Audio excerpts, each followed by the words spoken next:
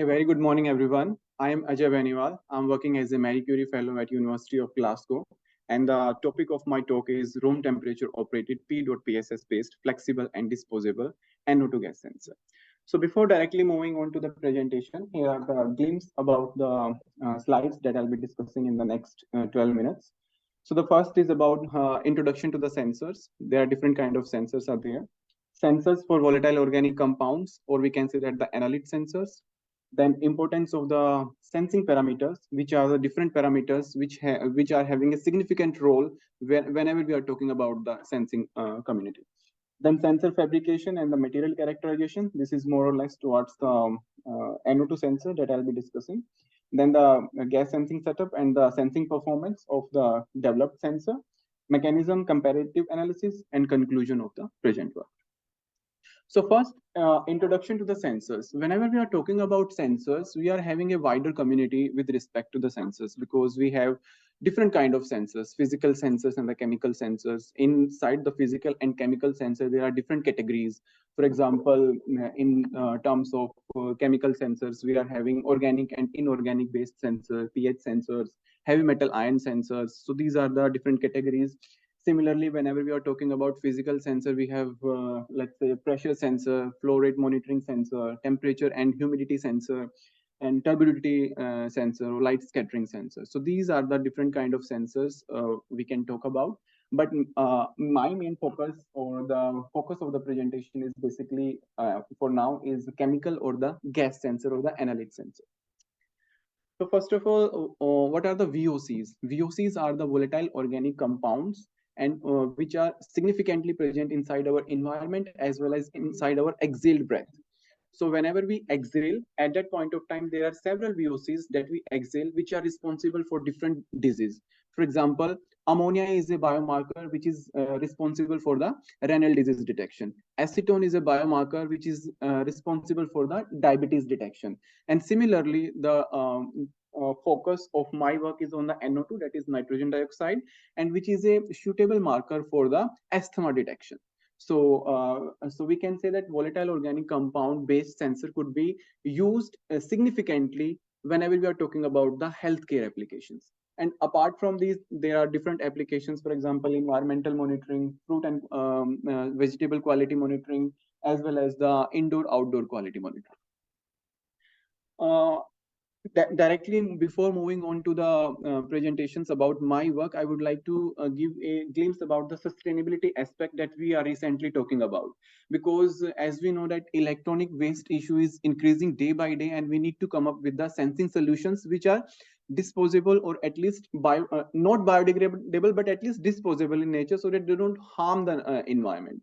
So first of all, recent developments. So we should be focusing more and more about the materials which are more environmental friendly and which do not have that much of negative impact on the environment. For example, if you are using, in my case, I have used PEDOT PSS material, which is a biocompatible material. The electrodes that I have used, those are the graphene-carbon one, which are also disposable. And the substrate that I'm using inside my work is a paper, which is also a biodegradable substrate. So next slide is about the fabrication steps and the sensing parameters. So first I'll be talking about the sensing parameters. So the important sensing parameter first is the percentage response, how much the sensor is responding towards the target analyte. For example, nitrogen dioxide is the target analyte in my case. So how much my sensor will be responding towards that one. Then selectivity. Whenever we are talking about sensors, selectivity is a prime constituent parameters which need to be worked on very effectively and efficiently for any particular sensor to be for its practical suitability. Because if a sensor is not selective, we cannot come practical suitability. Selectivity means selecting or sensitive towards a particular analyte, whereas response towards the other interference gases is reduced or low. Then response and recovery time, obviously the time which a sensor takes to respond to the target analyte, and a time which is that is called as response time, whereas recovery is coming back to its original state, that is the recovery time. Then repeatability means sensor which are having ability to repeat the same iterations. For example, if I'm checking a sensor today, I'm checking its response tomorrow, then day after tomorrow, then on the next day. So its response should be similar. So that is called repeatability. And reproducibility means the fabrication method, whichever we are using, if we are repeating the entire fabrication steps as it is, then we are supposed to get the same sensors. That is called as the reproducibility. And stability or aging effect is more or less related to the repeatability. Then the fabrication, these are the main three parameters of the process that we need to work on. First is the fabrication process through which the sensor is fabricated. Then the sensing performance, and depending upon sensing performance, means like what target applications are there inside our mind. So this is the sensor fabrication and the material characterization part of my work. So here you can see that what we have done, we have used a screen printing technique for fabricating the electrodes. So we have taken a paper substrate, you can see from here. Then we have screen printed the graphene-carbon electrode on that particular paper substrate. And after developing the graphene-carbon electrodes, we have broadcasted the PEDOT PSS as a sensing layer. So our sensing layer is PEDOT PSS, our electrodes are graphene-carbon, and substrate is the paper substrate. Then this is the scanning electron microscope image of the developed sensing layer, which is taken at 20 micrometer scale.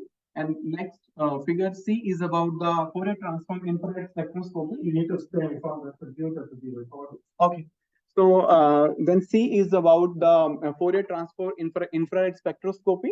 So that defines the different functional groups which are present on the sensing surface, because those are mainly responsible for the chemical reactions of the target analyte and the sensing layer.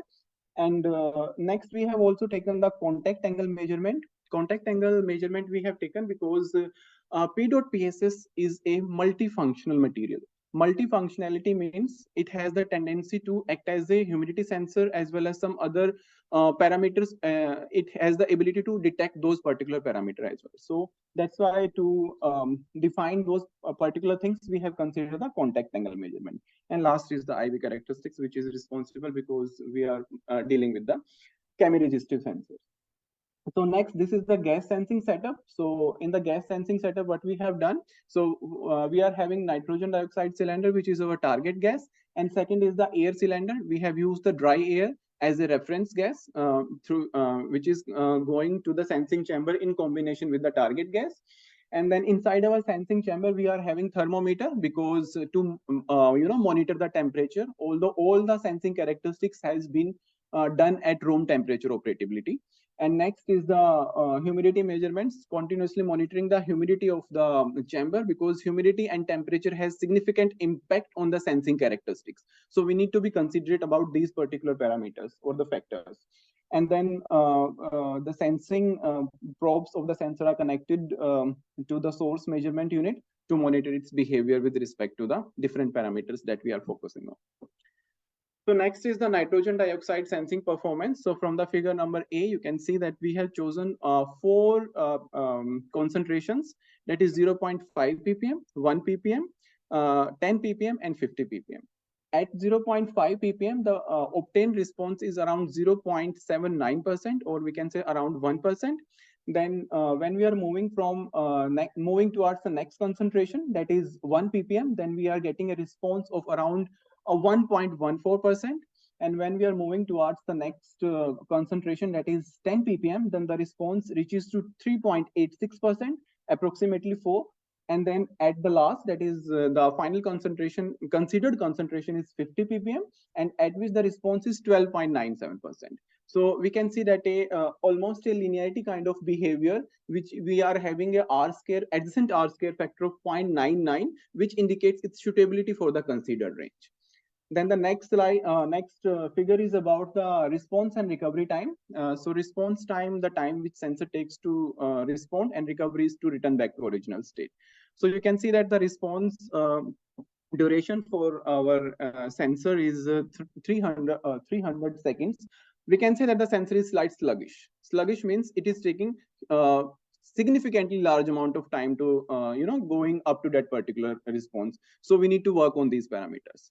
Every sensor can't be ideal, means like there are certain parameters among which trade-off is always there. So response and recovery time is slight sluggish, that I can admit on this thing. So we need to work on through modifying the sensing surface with certain other elements so that its sensitivity is maintained by reducing its response and recovery time.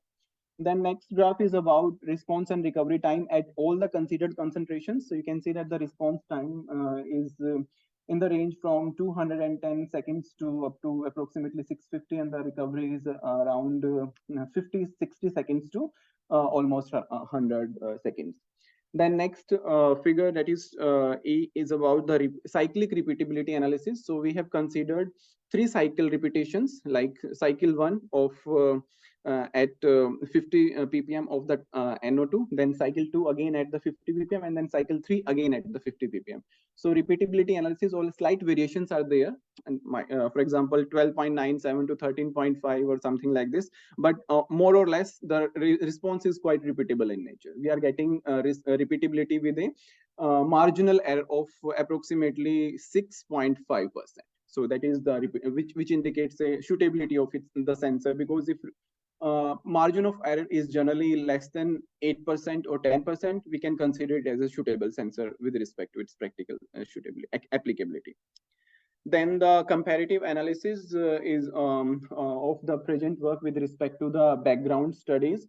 So since we are focused on the PEDOT PSS based sensor, so I have considered the Princeton as well as the doped PEDOT PSS based sensor, although I couldn't find the pure PEDOT PSS based sensors which is sensing towards NO2. So all are either they are using doping or they are using PEDOT PSS in some composite forms. But inside our work, we have used the pure PEDOT PSS and on graphene-carbon based interdigitated electrodes, and operability of all these particular works as well as our works at room temperature. You can see that the substrate which they have used, first of all, only this study has a flexibility. Means like, because they have used polyamide substrate, where the rest of the substrate are non-flexible. Inside our case, flexibility is there, as well as the disposability as a viable solution is also presented. So in terms of the originality aspect, I can say that although performance means the considered range is also 0.5 to 50 ppm, but the main point of focus is about its disposability analysis and its flexibility analysis. Considering these two prime parameters for the practical suitability of the sensors, we have focused on this work. So with this, I would like to conclude my work. So we have presented a flexible and disposable nitrogen dioxide based sensor based on PEDOT PSS. The sensing layer is developed using a drop casting method, drop casting the PEDOT PSS on graphene-carbon electrodes, which are screen printed on a paper substrate. Then the successful deposition and the surface morphology and the functional group analysis is done with respect to the scanning electron microscopy and Fourier transform infrared spectroscopy. Then gas sensing characteristics are considered inside a range of 0.5 ppm to 50 ppm, and we are getting a sensitivity of 0.79% to 12.97%. And the finding of this study demonstrate its suitability for various application areas, specifically for the healthcare and the environmental monitoring. So that's all about this, and I would like to acknowledge the project. I'm working on a project DETECT, which is a Marie Curie funding that is supported by the UKRI. So I would like to acknowledge UKRI, Marie Curie Actions, University of Glasgow, and EPSRC. And I'm also thankful to IIT Ropar for providing the gas sensing facilities for this work. So thank you so much.